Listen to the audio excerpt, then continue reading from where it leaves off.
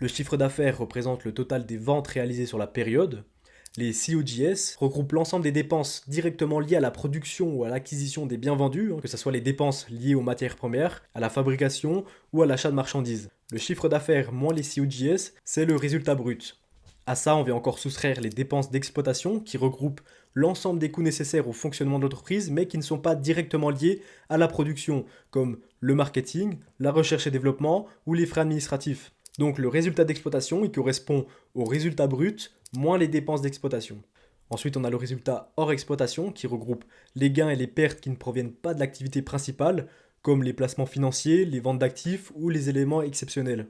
On obtient donc le résultat avant impôt qui indique en fait le résultat après les charges financières mais avant la fiscalité. On retire enfin les impôts et charges diverses qui correspondent principalement à l'impôt sur les bénéfices auxquels peuvent s'ajouter certains éléments ponctuels. Ce qui nous donne le résultat net qui représente le profit final après déduction de toutes les charges. C'est le bénéfice. Et cette lecture détaillée, elle est cruciale. Deux entreprises d'un même secteur, avec un chiffre d'affaires similaire et des marges proches, peuvent sembler identiques.